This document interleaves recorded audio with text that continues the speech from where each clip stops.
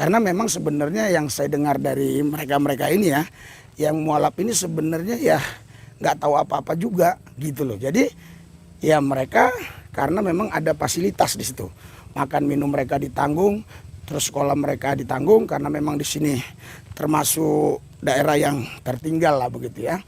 Jadi mereka ditanggung semuanya, dan kalau pulang mereka ke rumah mereka katanya yang saya dengar dari beberapa pendeta ya, katanya ya mereka nggak tahu apa-apa, sampai rumah juga ya makan babi lagi dan seterusnya.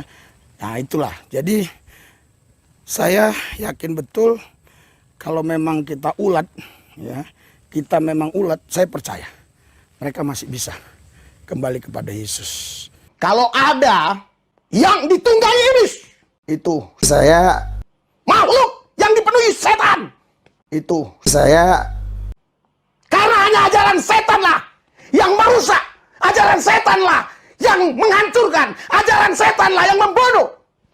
Artinya berarti Menerima ideologi dari iblis, dari setan. Karena ini ideologi setan. yang jelas Kalau ada yang ditunggangi iblis, itu saya, yang ditunggangi iblis dan setan, itu saya. Hari ini kau bertobat.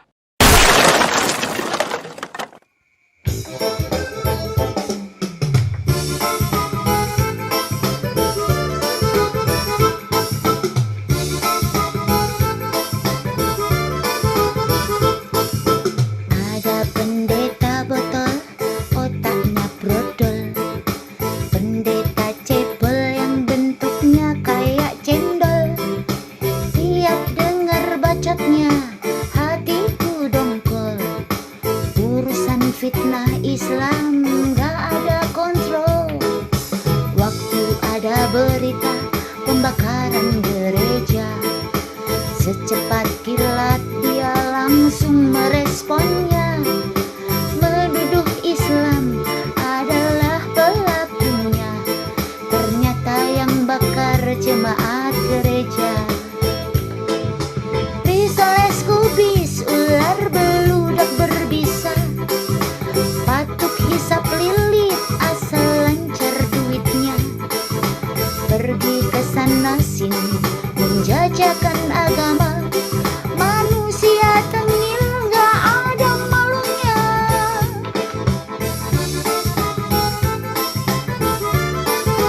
Tengil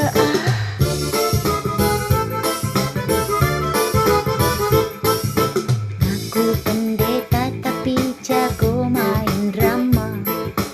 Dia pelapor, dia juga terdakwanya. Orang seperti dia bikin perut mual aja. Islamfobia, pengepul donasi juga. Risoles kubis, ular beludak berbisa. Patuk hisap lilit, asal lancar duitnya. Pergi ke sana sini, menjajakan agama. Manusia tengil gak ada malunya. Risoles kubis, pendukung para penista. Bukan karena kasih, tapi karena duitnya. Pergi ke sana sini, menjajakan agama. Manusia tengil gak ada malunya. Manusia donasi raja pendusta. Manusia donasi raja pendusta.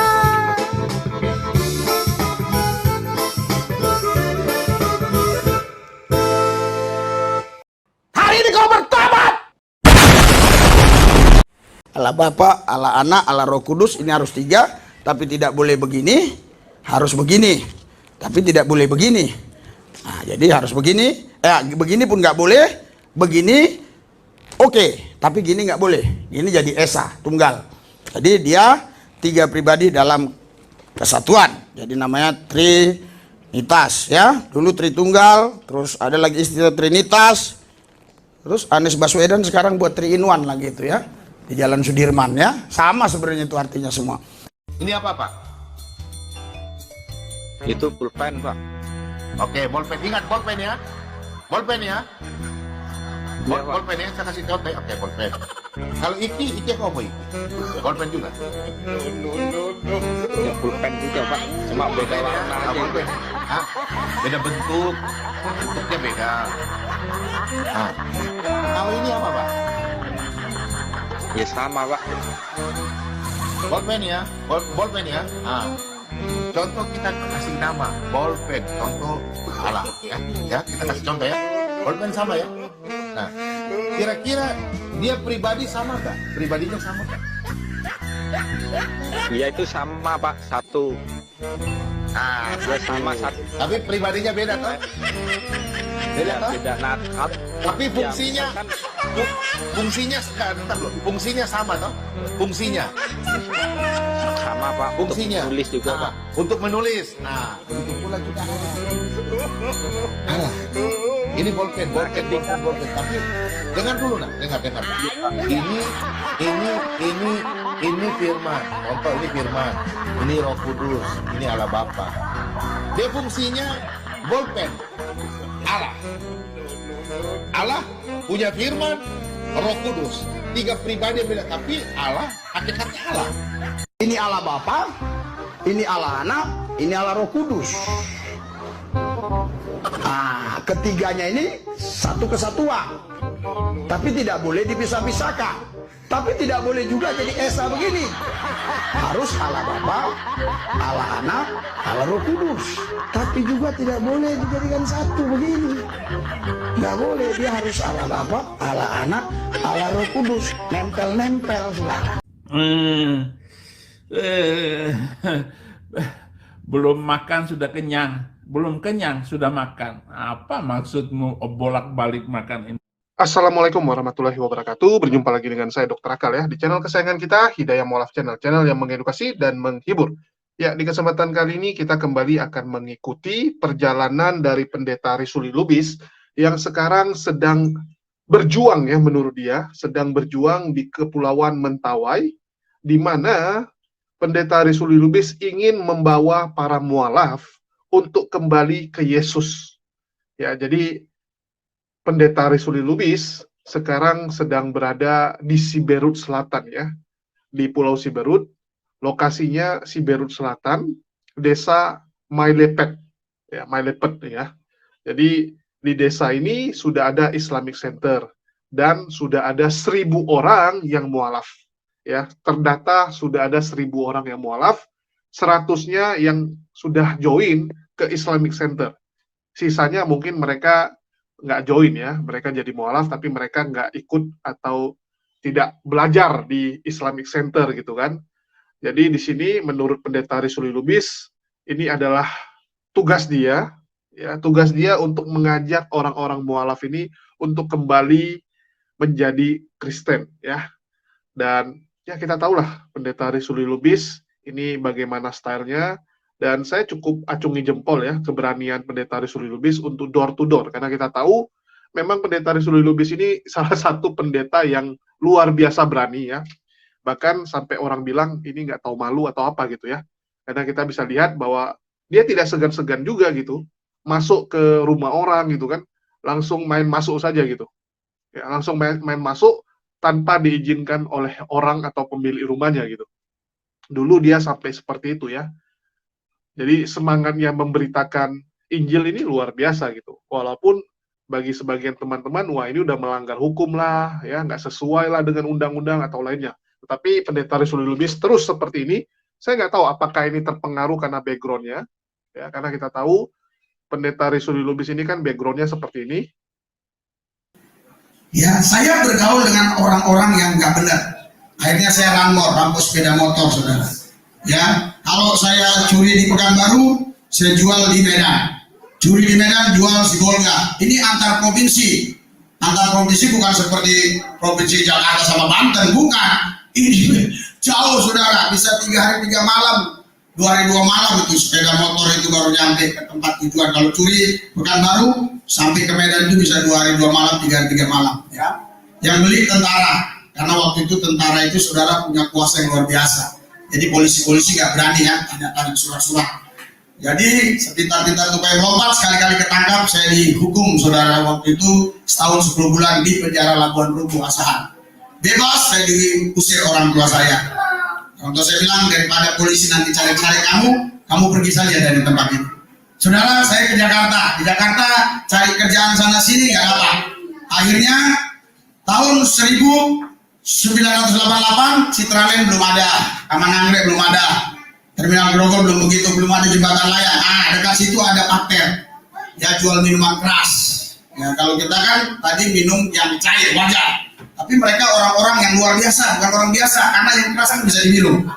Biasanya yang keras itu harus dikunyah, tapi ini bisa diminum, luar biasa. Saya harap Anda cerdas, amin. Haleluya. Karena ada 3 orang nonton stand up komedi, saudara ya. Wah, yang 2 orang ketawa, yang satu diam. Selesai stand up komedi 1 jam, yang diam tadi ketawa sendiri. Kenapa? Lucu. Elmi telah mikir ya. Ya, pintar dengan cerdas beda, saudara. Ya, jadi saya minum segelas tambah darah, 2 gelas naik darah, 3 gelas marah-marah, 4 gelas tumpah darah ya. 5 gelas bisa masuk penjara, saudara.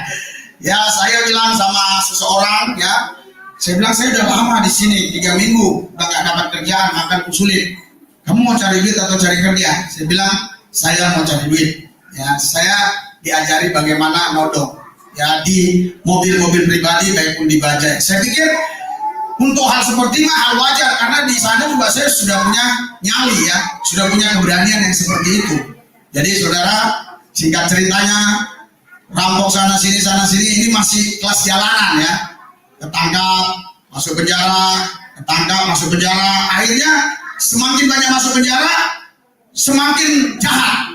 Maksudnya levelnya lebih naik lagi. Kenapa? Di penjara itu bagaikan kuliah, saudara.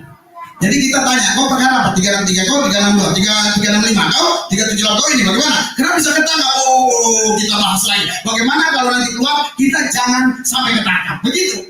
Jadi kuliahnya di dalam, saudara. Jadi orang masuk penjara itu makin berubah ya. Oh, saudara. Ya mungkin karena memang terpengaruh backgroundnya ini ya, karena dia maling mantan maling motor gitu kan. Oke, tapi di sini kita akan lihat bagaimana sepak terjang ya perjalanan dari Pendeta Risuli Lubis di Kepulauan Mentawai ya, di mana tugasnya adalah mengajak orang yang sudah mualaf untuk kembali ke Kristen. Karena kan nggak mungkin dia tawari orang yang udah Kristen gitu, atau nggak tawari yang Katolik ke Kristen gitu, ke Protestan, kan aneh juga. Karena di sini memang Kabupaten Mentawai ini mayoritasnya adalah Kristen. 70-an% penduduknya Kristen, Katolik gabung Protestan, baru sisanya 20-an itu Muslim, ya, sekitar 20-an% Muslim, dan memang mayoritas ya Kristen, Muslimnya minoritas. Jadi saya kadang-kadang bingung juga melihat Pendeta Risuli Lubis, kenapa gitu? Ya orang yang sudah mualaf, baik-baik dia mualaf, artinya kan dia sudah tahu tentang kekristenan, dan dia setelah belajar Islam memutuskan menjadi Islam gitu kan. Nah, kenapa diajak-ajak lagi? Ya itu urusan dia lah. Tapi kita ikuti dulu sepak terjang dari Pendeta Risuli Lubis selama di Kepulauan Mentawai, tepatnya di Desa Mailipat ini ya. Oke, kita saksikan dulu bersama-sama apa yang dia lakukan di sana. Haleluya. Haleluya. Jangan berubah jadi mualaf ya. Haleluya.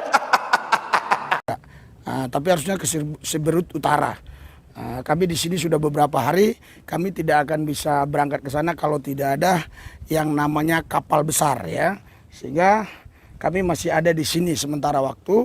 Dan saudara Bapak Ibu sekalian, kami tidak tahu ini desanya desa apa ini, karena Malifait beda dengan ini ya. Malifait apa? Malifait ya. Ya udah Malifait beda dengan desa ini.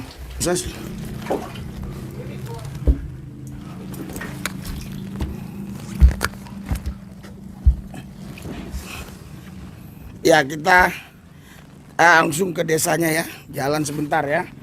Layanan kami sekarang di wilayah ini ya. Kita mau tunjukkan pelayanan kita di wilayah ini. Ayo bersama saya saudara, kita doakan terus supaya jiwa-jiwa dimenangkan bagi Kristus, khususnya yang sudah tinggalkan Tuhan, yang sudah mualaf ya. Yang mualaf di sini katanya 1.000 orang kurang lebih, tetapi yang sudah masuk Islamic Center di sini 100 orang lebih. Ya, tapi itu sebenarnya bukan dari Kristen ya, Katolik ya. Ya, jadi kita akan lihat. Nah, inilah daerahnya ya. Inilah daerahnya. Kita akan sini, kita doakan terus wilayah ini supaya banyak jiwa-jiwa yang mengenal Tuhan Yesus, yang mereka meninggalkan dosa kejahatan mereka mengikut Yesus, terlebih terusus mereka-mereka yang sudah mualaf. Karena Kisah 4 ayat 12 tidak ada nama lain di kolong langit ini yang bisa menyelamatkan, hanya satu nama, Yesus Kristus. Oleh karena itulah kami datang kemari. Roma 10 ayat 12. Allah yang satu ini bukan Tuhan Yahudi Yunani saja, tapi Tuhan semua orang. Kisah 10 ayat yang ke-36. Di situ katakan kami memberitakan damai sejahtera dari Yesus Kristus yang adalah Tuhan semua orang. Karena dia satu-satunya Tuhan dan Juru Selamat. Dia satu-satunya jalan kebenaran dan kehidupan. Dia juga adalah satu-satunya Tuhan pencipta langit bumi. Makanya kita datang kemari untuk menarik kembali yang mualaf-mualaf itu, supaya mereka kembali ke Yesus ya. Nah, makanya kita kemari ya. Inilah dia daerahnya.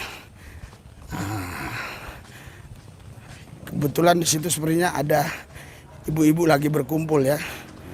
Nah, ini namanya ini ya. Nah, ini kebetulan ada ibu-ibu berkumpul nih.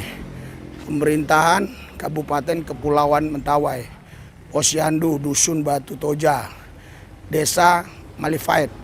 Ini masih Desa Malifait ya, Kecamatan Siberut Selatan ya, masih ya.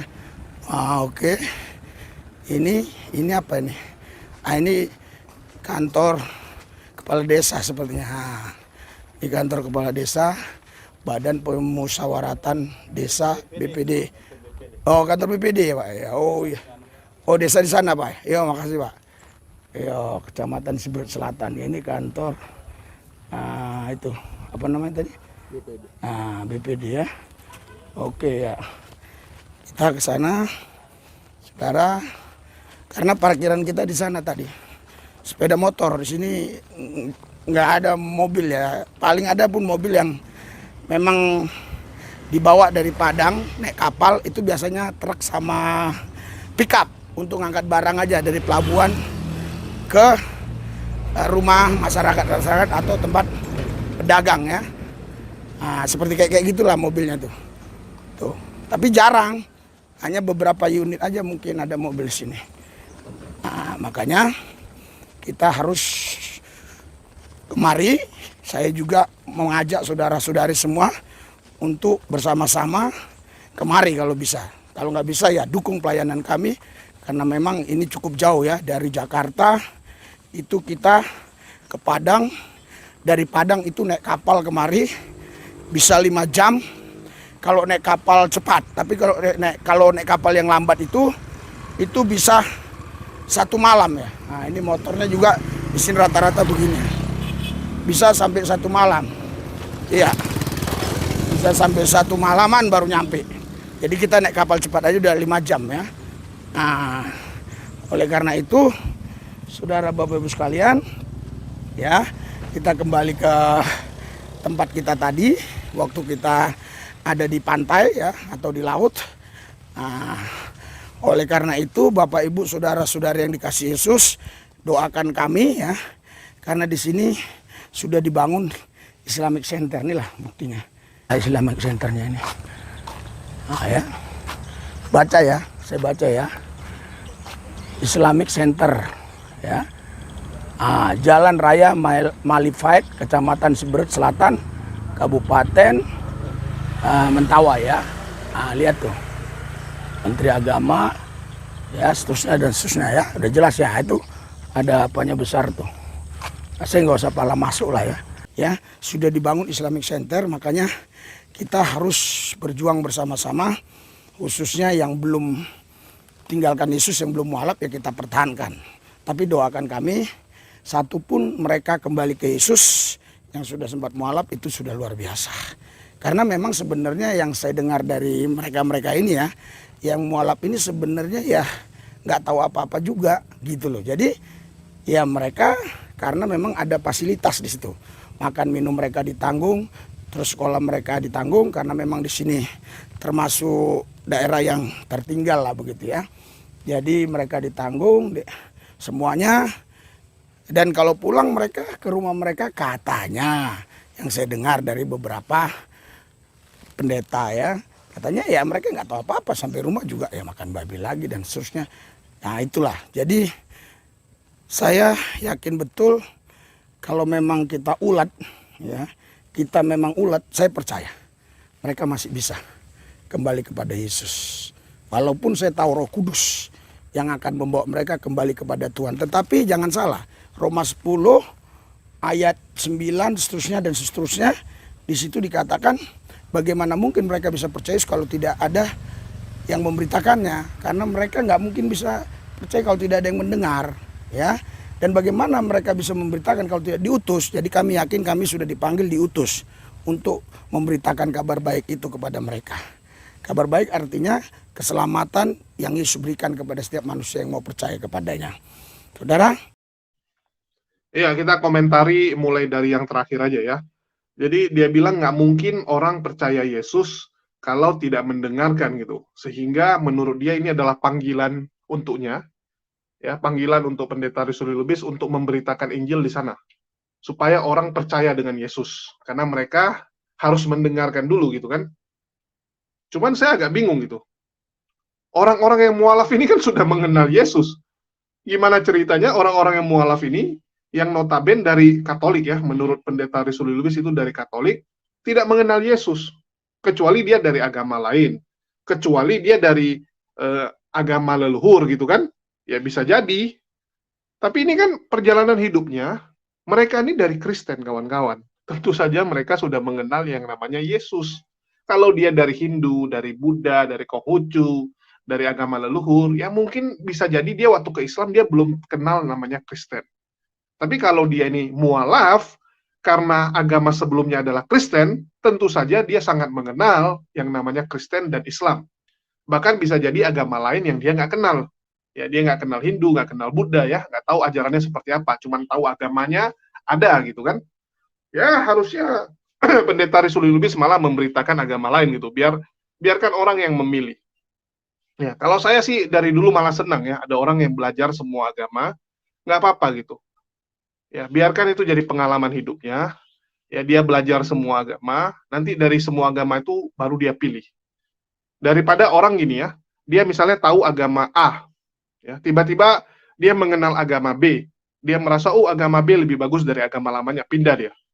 Besok kenal lagi agama C, dia merasa agama C lebih bagus daripada B, pindah lagi dia ke agama C. Orang seperti ini lebih ngawur gitu. Jadi lebih bagus sebenarnya ya bagi teman-teman itu belajar semua dulu.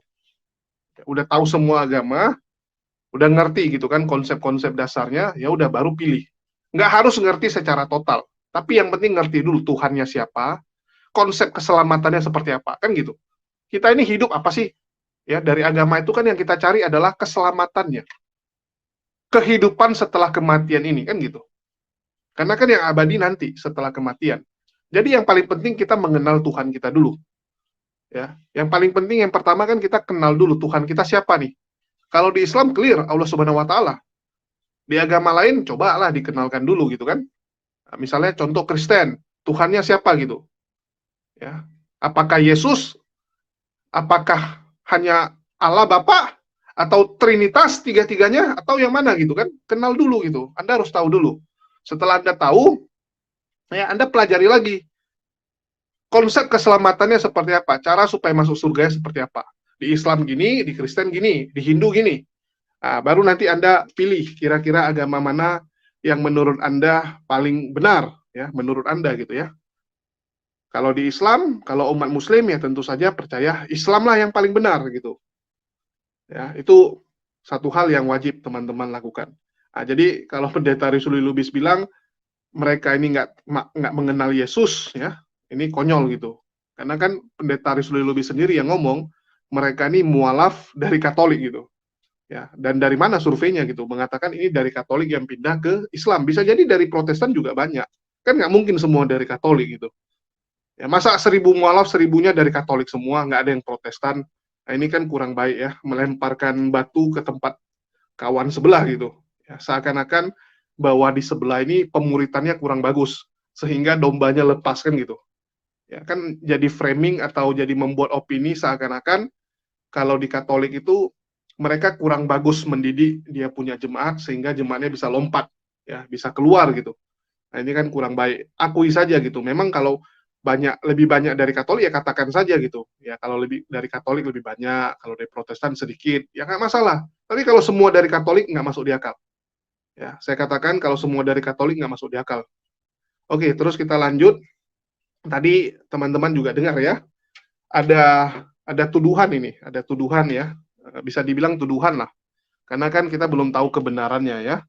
Ada statement dari Pendeta Rusuli Lubis yang mengatakan bahwa mualaf-mualaf ini pun nggak ngerti sebenarnya dengan agamanya, nggak ngerti dengan Islam gitu. Ya, saya rasa nggak mungkin nggak ngerti. Kalau nggak, ngapain orang pilih agama Islam? Bahaya kalau nggak. Orang kalau pindah agama nggak ngerti agama tempat dia pindah, itu namanya bodoh. Ya, bodoh dan tolol, kalau Pendeta Gilbert bilang. Kenapa? Agama itu adalah jalan untuk kamu menuju ya ke kehidupan setelah kamu meninggal. Jalan untuk menuju ke kehidupan kamu yang abadi. Nggak mungkin orang sembarangan main-main. Ya. Nggak mungkin orang sembarangan kalau nggak tahu. Buktinya dia sendiri yang ngomong, ada 100 orang yang sudah join ke Islamic Center. Tujuannya apa? Memperdalam.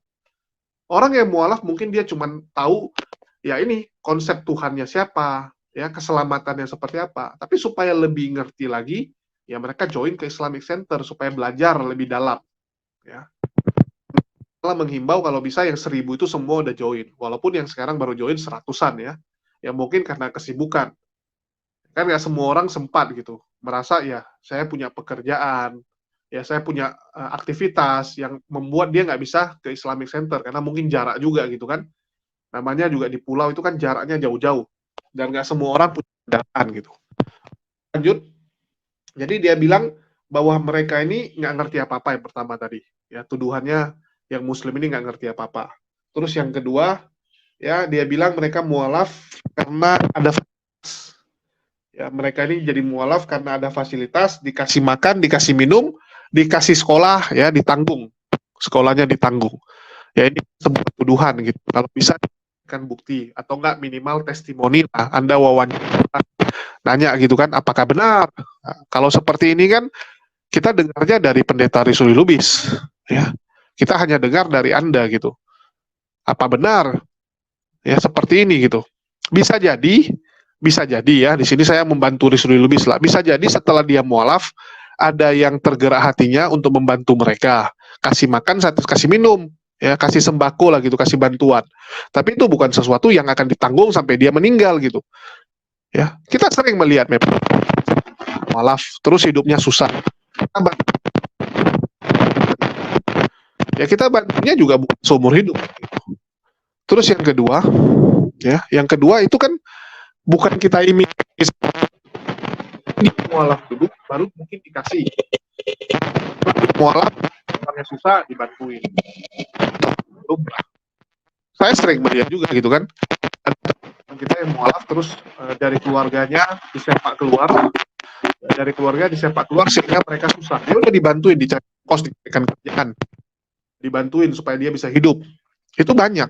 Dan saya juga sudah melakukannya. Ada beberapa yang kita bantu gitu. Itu hal yang belum. Tapi yang kita mualaf dulu gitu. Bukan karena diiming-imingi sesuatu.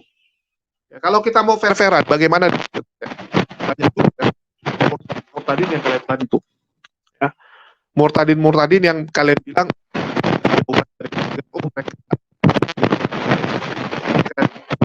banyak. Cobalah jujur. Ya, cobalah jujur. Kalau ini kan beda, yang disampaikan Rusuli Lubis ini seakan-akan mereka mualaf karena tergiur gitu kan, karena dijanjikan baru mualaf. Itu beda kawan-kawan, bahaya. Ya, statement ini bahaya. Ya sama aja gitu, apa bedanya dengan ya indomisasi gitu. Ya indomisasi yang sering kita jumpai, ya indomisasi yang sering disampaikan ya, terjadi indomisasi untuk orang-orang. Apa bedanya gitu. Jadi kembali lagi ya inilah saya bilang cara-cara bujuk rayu ini kan banyak cara, tapi kalau bisa dilampirkanlah testimoni atau bukti ya, minimal testimoni lah dari orang.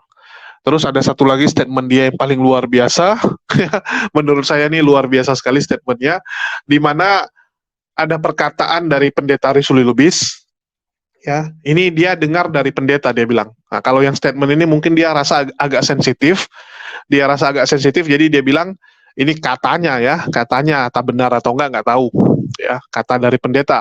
Ini yang mualaf-mualaf, ya, mualaf-mualaf ini pulang ke rumah pun masih makan babi. Ya, jadi di rumah pun masih makan babi. Nah, ini kan satu hal yang luar biasa sekali statementnya ya. Jadi mualaf-mualaf ini masih makan yang namanya B2. Ya, mungkin makanan kesukaan penduduk sini ya. Ya, saya dapat info memang B2 ini adalah makanan yang digemari di daerah Mentawai ini ya. Karena memang kan mayoritasnya adalah Kristen. Ya, baik itu Protestan maupun Katolik. Tetapi kalau ada tuduhan seperti ini kan kelewatan. Ya, mengatakan mualafnya masih makan B2. Itu mungkin secara negara nggak ada sanksi. Ya, mungkin secara negara nggak akan ada sanksi untuk yang beginian. Orang mau makan apa nggak masalah ya. Kecuali jangan makan manusia, itu baru kena pelanggaran hukum ya. Makan manusia, makan hewan yang dilindungi, itu baru nggak boleh. Tapi kalau makan babi, ya itu nggak ada hukuman. Tetapi kan ada yang namanya hukuman sosial. Ya, ada yang namanya sanksi sosial. Contoh nih, kita nih komunitas muslim. Ya, kita komunitas muslim, terus salah satu dari teman kita, rupanya setiap hari masih makan babi. Kira-kira, teman-teman muslimnya itu akan bagaimana dengan dia? Tentu saja akan mengucilkan dia, ya, tentu saja ya akan komplain, kan gitu. Jadi hukuman sosial itu ada, nggak usah takut. Ya, nggak usah takut, dan saya rasa, ya sangat picik kalau kita menuduh orang tanpa ada bukti, kan gitu. Ya, apakah benar atau enggak, ya kita nggak tahu. Ya, ini kan masih katanya. Ini kan katanya gitu. Tapi kalau saya bilang ini kan sebuah tuduhan juga. Kalau bisa tolonglah ada buktinya gitu kan. Ada buktinya atau enggak dilakukanlah survei. Ya. Jadi kembali lagi, kalau saya bilang ya apa yang dilakukan pendeta Risuli Lubis selama video tersebut belum ada ya. Kita melihat dia ngobrol sama mualaf gitu kan. Biasanya kan dia ajak orang ngobrol tuh. Atau enggak dia doakan orang langsung. Dia cari ya orang-orang terus dia doakan. Ya, dia suruh terima Yesus ya, seperti yang sebelum-sebelumnya dia lakukan. Tapi kalau yang di sini kan kita belum melihat aksi-aksi seperti itu. Tetapi ya kita tunggulah, kita masih pantau ya. Jadi yang saya lakukan adalah kita memantau apa yang dilakukan Risuli Lubis selama di Mentawai ini. Apakah sesuai dengan ya norma-norma yang ada di negara kita atau nanti ada yang aneh-aneh ya. Jadi kita pantau untuk memastikan tidak ada yang aneh-aneh dilakukan oleh pendeta Risuli Lubis kepada jemaat yang di sana. Walaupun kita nggak tahu ya di belakang layar apakah seperti ini juga atau di belakang layar ada yang aneh-aneh gitu kan. Apakah di belakang dia ada melakukan yang aneh-aneh ya kita nggak tahu. Tapi yang bisa kita lakukan sekarang adalah mengamati saja ya, mengamati. Jadi di sini tadi teman-teman sudah cukup clear ya apa yang kita sampaikan, bahwa inilah yang dia lakukan dan dia sangat pingin untuk bisa mengajak mualaf-mualaf ini kembali ke Kristen, karena mungkin apa ya satu kebanggaan gitu kan bisa mengajak orang yang udah mualaf kembali ke agama lamanya, ya itu sah-sah saja gitu. Sama kayak kita misalnya ada yang murtad gitu kan, ada yang murtad, kita mendoakan semoga yang murtad ini bisa kembali mendapatkan hidayah kan gitu. Nah itu kan hal yang lumrah. Tetapi yang paling penting adalah caranya. Ya, yang jadi masalah adalah bagaimana caranya. Sesuai atau tidak, atau dengan cara paksaan atau iming-iming, nah ini yang nggak boleh kan gitu. Nah, itu yang kita lagi perhatikan apakah terjadi yang seperti itu. Jadi kembali lagi balik kepada pendeta Risuli Lubis. Semoga sehat-sehat ya selama ada di Mentawai. Semoga ya Anda bisa melakukan pekerjaan dengan cara-cara yang benar ya. Dan jangan lupa juga si Wak Donat ya. Wak Donat itu lagi sakit. Kalau bisa sempatkanlah datangi kotanya ya, ada di Duri, karena dari Padang juga nggak jauh ya, 1 jam perjalanan saja naik pesawat. Jangan lupa didatangi, dibantu doakanlah. Ya, apapun ceritanya itu teman Anda. Ya, Anda juga kenal, Anda juga pernah debat ya, kalau nggak salah Risuli Lubis pernah debat juga dengan Wak Donat ya, cobalah dibantu, didoakan gitu kan. Karena saya salut melihat pendeta Risuli Lubis ini. Dia usianya juga sudah lumayan ya, sudah lumayan berusia, tetapi kalau kita lihat semangatnya luar biasa. Tahan banting. Saya berani jamin orang-orang seperti ini tahan banting dia. Fisiknya tuh luar biasa. Memang dia mungkin nggak kuat kali, tapi dia tahan lama.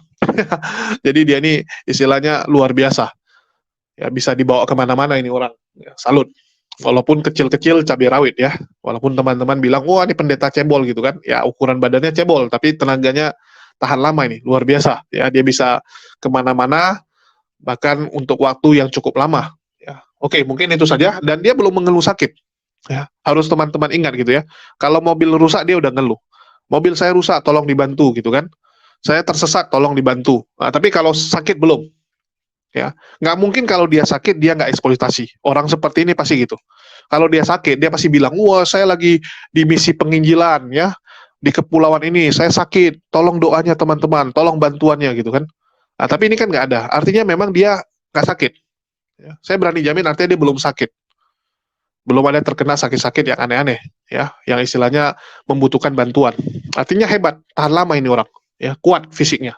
Itu saja sih yang bisa saya sampaikan untuk video kali ini dari Pendeta Rizuli Lubis yang sedang berjuang di Mentawai untuk membawa para mualaf ini kembali ke Yesus, ya, kembali ke Yesus. Oke, mungkin itu saja. Sekian, makasih buat teman-teman semua. Di akhir kata saya ucapkan, wassalamualaikum warahmatullahi wabarakatuh. Sampai jumpa di video-video kita berikutnya.